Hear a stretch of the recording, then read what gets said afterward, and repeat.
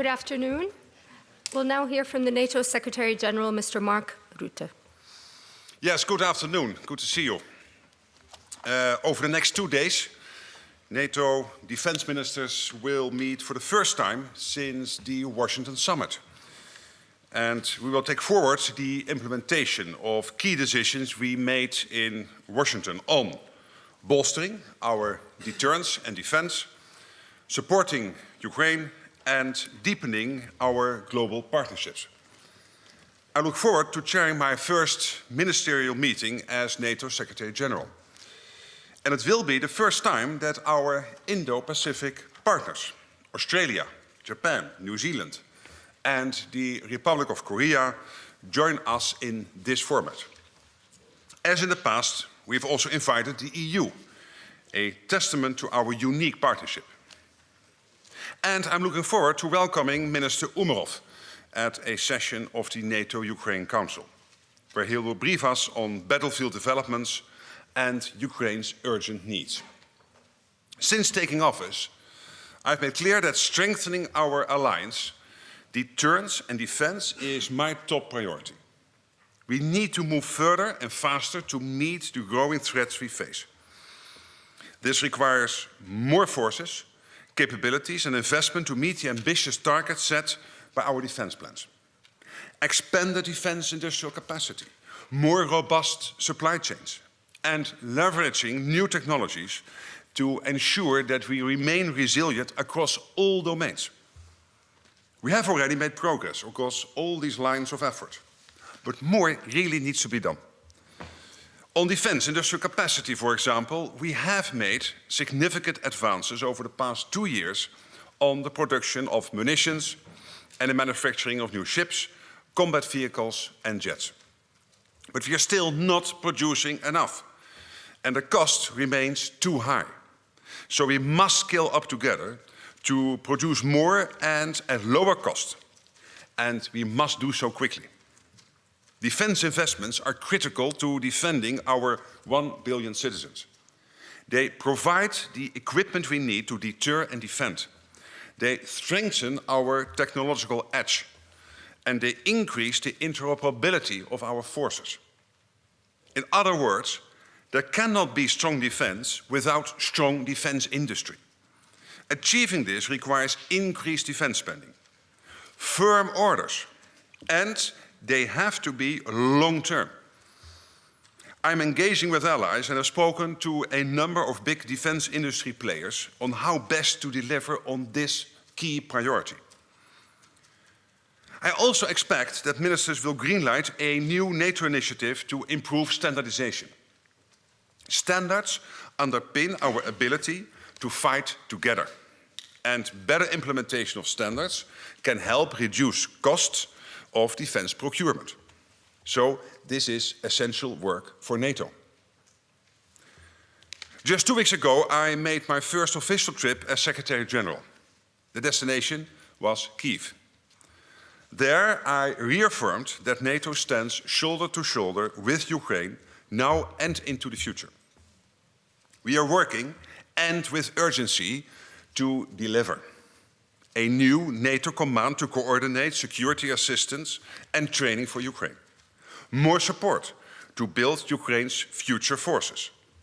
A financial pledge of at least 40 billion euros of military aid within a year. And initiatives to support Ukraine on its irreversible path to NATO membership. Early this week, I visited the new command that is being set up in Wiesbaden, Germany, where I met with staff who will be coordinating international security assistance to Ukraine. Work has started, and we expect the command to become fully operational in the coming month. This will enable allies to provide more coordinated and consistent support for Ukraine for the long term. On the financial pledge, I'm delighted to report that we are firmly on track to delivering the 40 billion pledged for the coming year as agreed in Washington. I can announce today that NATO allies committed 20.9 billion euros in military assistance to Ukraine during the first half of 2024. and allies are on track to meet their commitments for the rest of the year.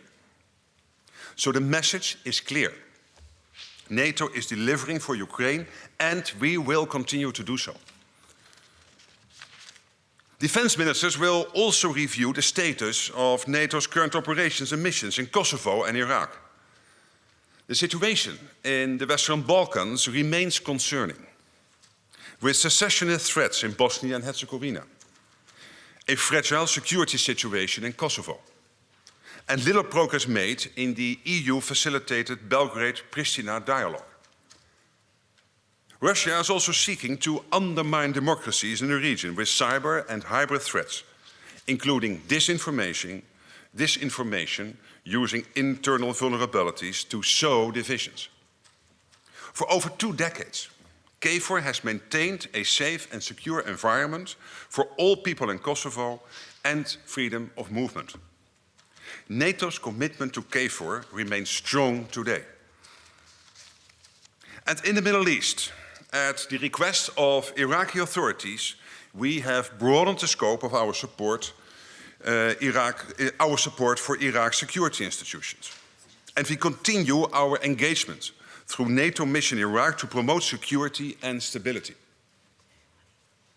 Finally, I'm looking forward to exchanging views on the current global security situation with our Indo-Pacific partners and the EU. The growing alignment of authoritarian actors like China, Russia, North Korea, and Iran is undermining stability in the Euro-Atlantic and in the Indo-Pacific regions. In this more interconnected world, it is vital that we tackle our shared security challenges together. The expanded presence at the NATO table tomorrow demonstrates our commitment to working with our like-minded partners to defend our values and interests. We are particularly looking to increase cooperation in the areas of innovation, supply chain, and defense industrial production. And with that, I'm ready to take your questions. Thank you. We'll start with Interfax. Third row. Thank you, Farah. Secretary General, News Agency Interfax Ukraine, Irina Sumer.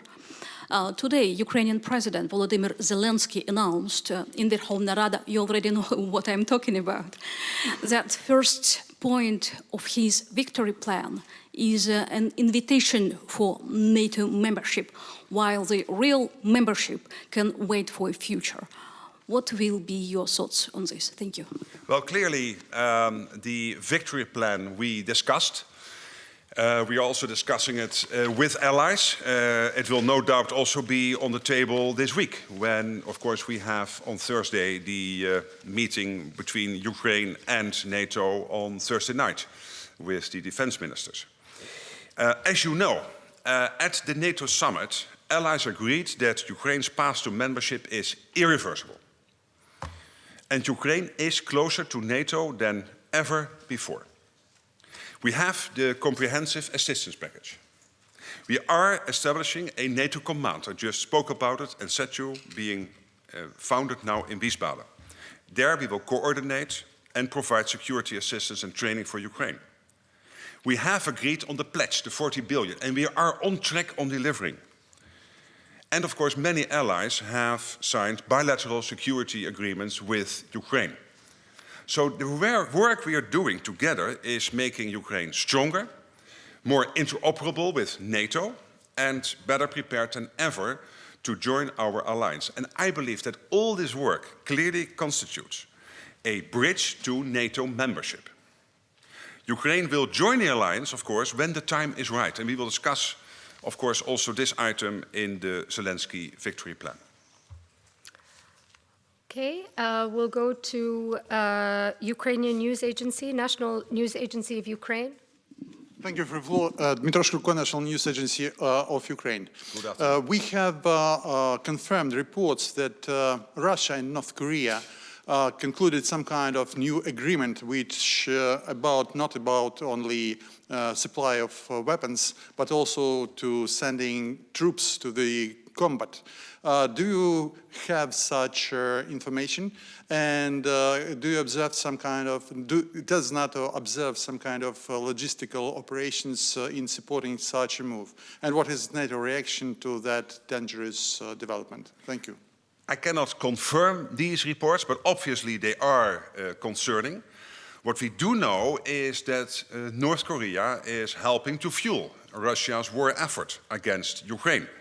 And we strongly condemn the, let's say, deepening military cooperation between Russia and North Korea. But we at this stage cannot confirm the reports you were mentioning.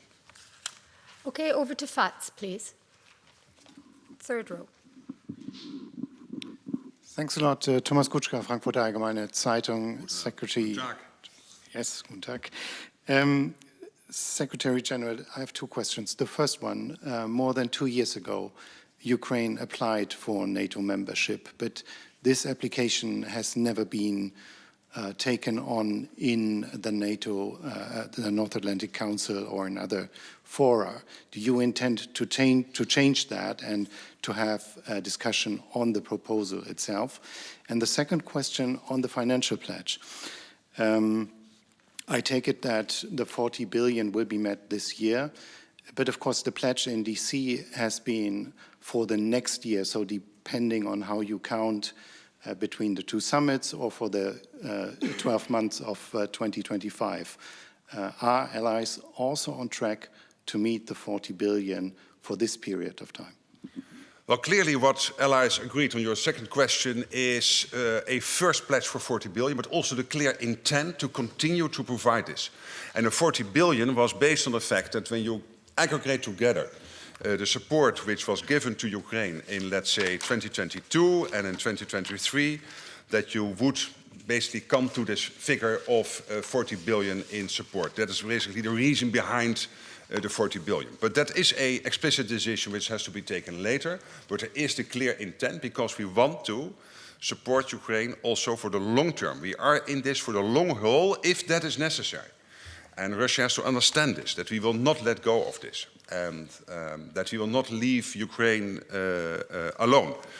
On your first question, it is my firm belief that one day Ukraine will be a member of NATO. And I will applaud when that day comes. It's also very clear that Putin or Russia have no say in this, no vote, no veto. They cannot influence that discussion. And then obviously it is up to the allies to discuss amongst themselves how to take this forward. But the fact that we are doing all this work on improving the interoperability of Ukraine with NATO, not only the money but also the training and the other programs we are running currently with Ukraine as allies, but also, of course, the individual commitments allies made in terms of their security agreements with Ukraine. This all is basically making sure that Ukraine is ready, stands ready when the day comes when NATO membership is possible.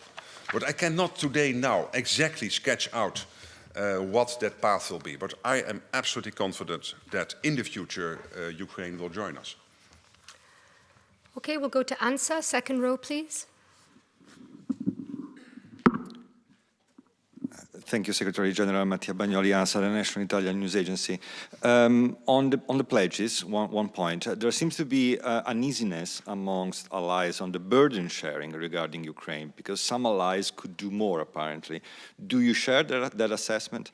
And secondly, on Middle East, it is not formally on the agenda, but could become sort of the elephant in the room, as if the situation deteriorates, it could have an impact on the overall security of the alliance. So do you have anything to add on that point? Thank you. Yeah, on the first point, of course, we call upon all allies to meet their commitments.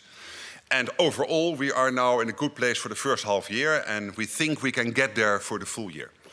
I'm not going to release exactly what type of amount of money each country is doing, but internally we are completely transparent about that, because that is important also for allies amongst themselves to hold the other accountable and saying, hey, we are doing more, you are doing not enough, could you please step up? But as a whole, we are above the 20 billion, we are at 20.9 billion. On the Middle East, as my predecessor said, we cannot solve everything in the world. And this is, of course, a highly worrying situation which is now taking place in Gaza, in Israel, and Lebanon.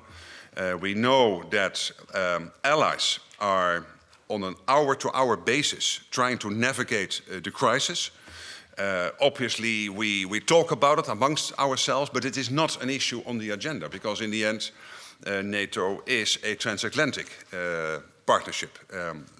Obviously, there is a link to NATO through what we are doing in Iraq to make sure that our people there helping the Iraqi government to build the Iraqi armed forces and to do everything Iraq has asked us to do, that they are safe and can work as good as possible and as safe as possible.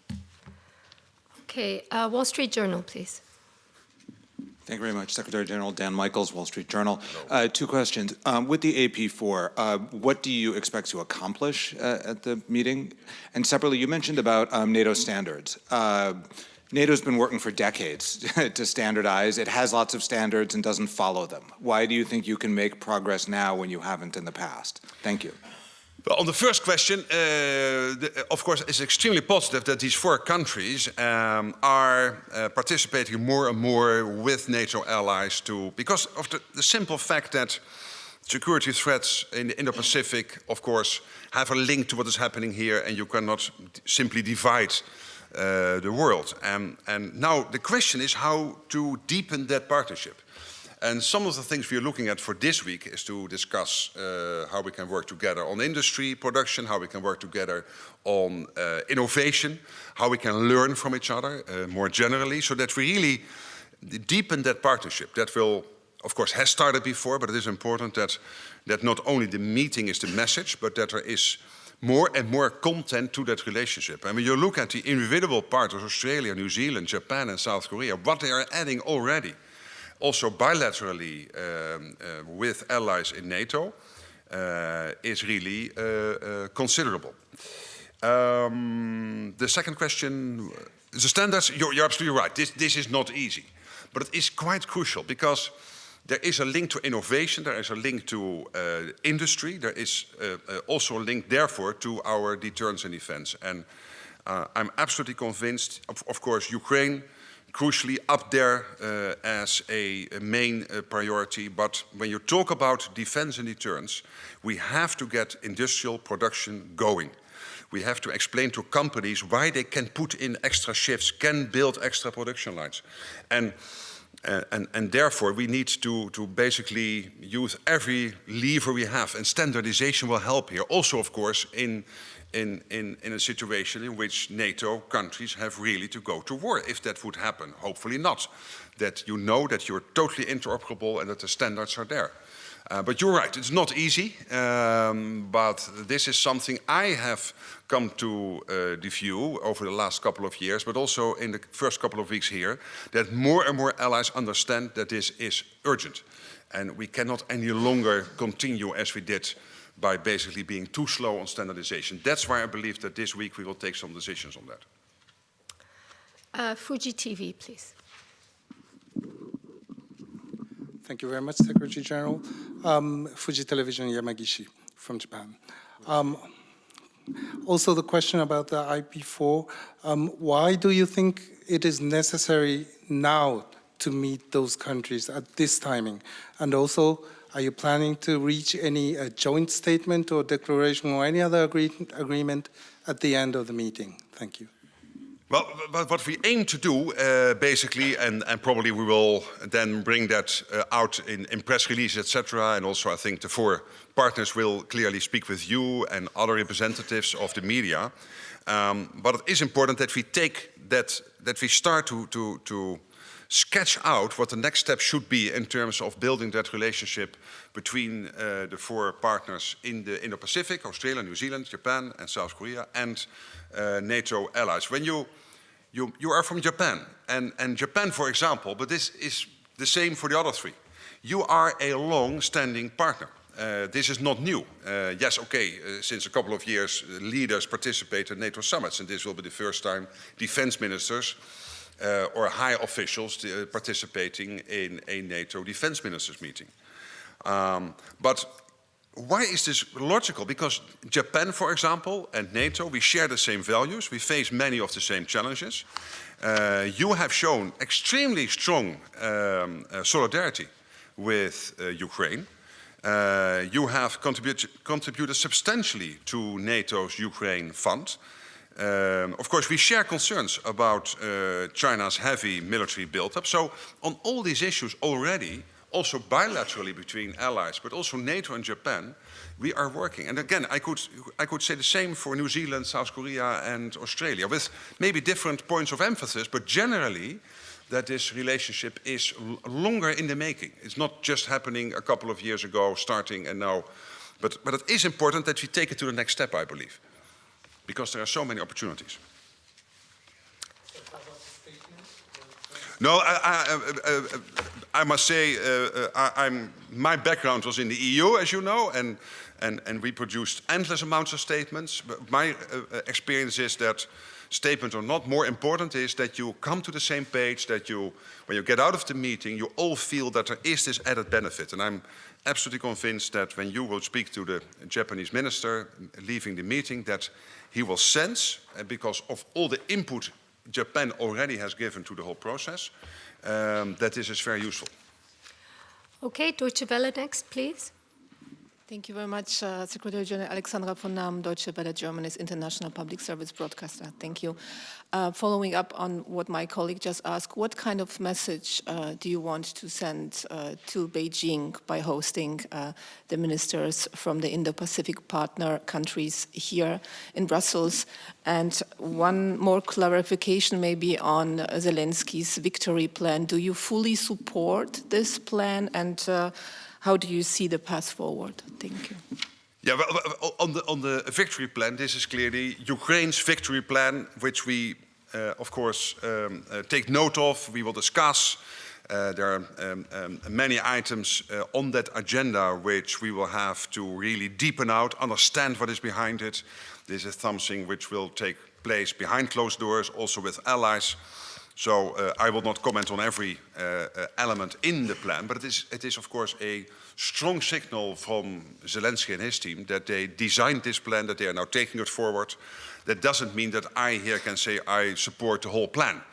That would be a bit difficult because there are many issues, of course, you have to understand better, and you will have maybe some different views on particular aspects of the plan. But that doesn't say that we are not standing squarely behind Ukraine in making sure that Putin is not getting his way and that Ukraine prevails in this war with Russia.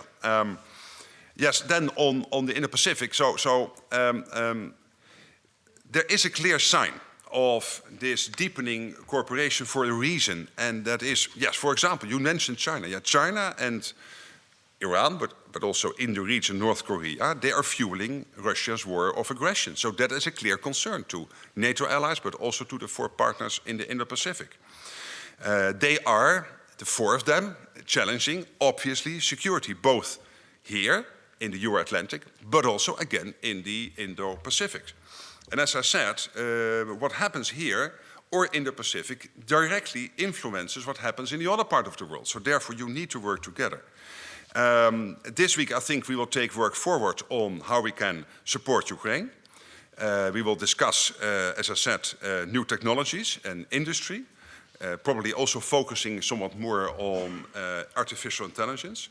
Countering disinformation is a big item on our agenda. And of course, cyber defense.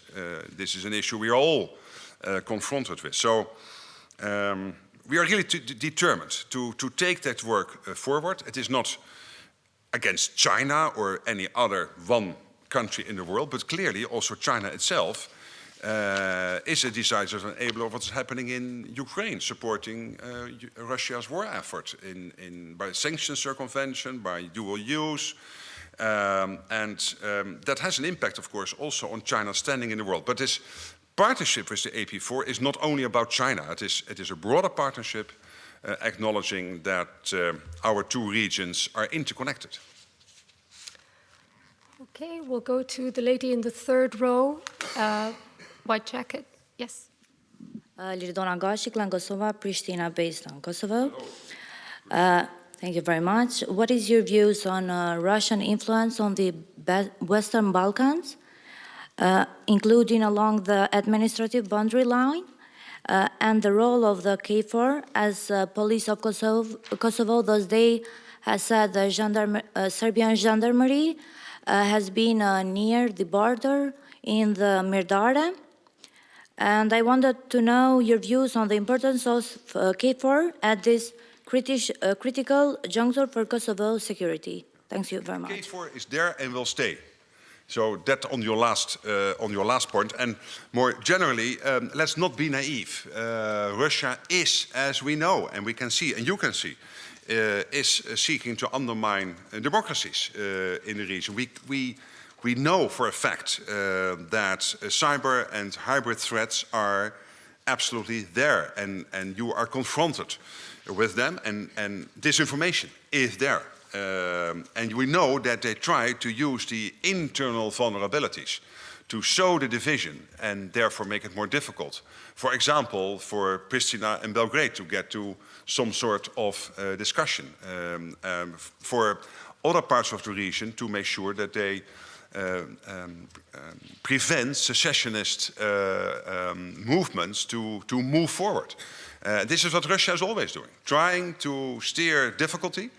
And what we have to do is remain calm and focused. And KFOR is doing that. NATO is doing that. I know that our partners on the Western Balkans are doing it. I was so happy that you had the meeting in Berlin. I think it was on Monday or Tuesday with Olaf Scholz and others in the German administration. So that's all testimony that, yes, they are trying to interfere in the Western Balkans, the Russians, but we will not let ourselves be deflected by that. We will stay concentrated on this. Okay, thank you. We'll go to AFP at the back there. Thank you, Olivier Beau from AFP. Secretary General, on military spending, you said 2% is not enough. So I was wondering if you would ask the allies to raise the target maybe to 2.5% formally. Are you going to make a proposal on that? And secondly, on the victory plan, again, I understood you don't want to comment on it, but do you think it's a good plan? Will NATO help Ukraine to implement it? Well, the plan has many aspects and many political and military issues we really need to hammer out with the Ukrainians to understand what is behind it, to see what we can do, what we cannot do. But in the meantime, we will continue massive military aid moving into Ukraine. Russia has to understand we will keep on doing that as long as they continue the war effort. The war is at this moment having a considerable impact on Russia when we look at the many casualties every day, even if they make some small progress now in the east. So on all of this, this is something we really have to take forward. Okay, we'll have... Yes, and on military spending, good question, but we are not going to this week discuss what the target should be. So first of all, since 2014, we moved up, since the Wales discussion, to the 2%. Even if you would take USA out of the numbers, the rest of NATO, including Canada, is now as a whole at 2%. That is a considerable success. When you compare that to where we were in 2014, when only the UK, the US and Greece was at 2%. So from 3 countries, we moved to 23 countries, still 9 allies, not at 2, but as a whole, without the US, on 2%.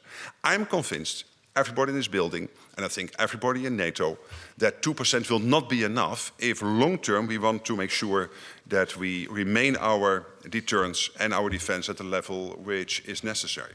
But we will have to have that discussion amongst allies, what that means in terms how, as an alliance as a whole, we will set the targets. And I don't think it is helpful if I would here, out of the air, come up with a number. Okay, one final question to Yonhap. Thank you. Binna Chung from Yonhap News Agency, South Korea. Hello, good to see you. Thank you for the floor. Follow-up question on North Korea regarding sending troops to Russia. You said that you cannot confirm yet. So are you already in contact with the Korean government to verify and share information on this matter? And if it is verified, do you personally think that it is time for countries, for example, particularly South Korea, to step up its support to Ukraine? Thank you. Well, again, we do not have reports confirming this, but of course it is highly worrying. And even if it is not true, North Korea is already supporting the war effort. I mean, maybe not with troops, we do not know for sure, but they are, with their partnership with Russia and China and Iran, they are helping. And by the way, Russia is also paying for this, maybe not in money, but they don't get this support for free. They have to deliver knowledge and insights and innovation to their partners. So that is a two-way street, which is not always beneficial to Russia. South Korea itself, I mean, of course, North Korea is a big issue for you and for all of us. That's absolutely clear. But you are really helping a lot, also with the war effort, but also in general with supporting allies to make sure that we have access to the latest and high-end technologies and industrial output your proud country is producing. And I really want to thank you for that. And this is in almost every aspect of the military endeavor. We know that South Korea has excellent offers and you are able to produce them at high speed, acceptable cost, can always be cheaper, but so far you're doing fine. And that is important. And you see now that our partnership with Seoul has deepened. I think that your political and practical support to Ukraine, also through our Ukraine fund, is really helping here. So I can only command what South Korea is doing. Of course, I call upon everybody to do more if possible, but I'm not criticizing here South Korea. To the contrary. Thank you. That's all we have time for. Thank you very much. Thank you so much. We'll see each other a lot over the next 2 days. Bye-bye.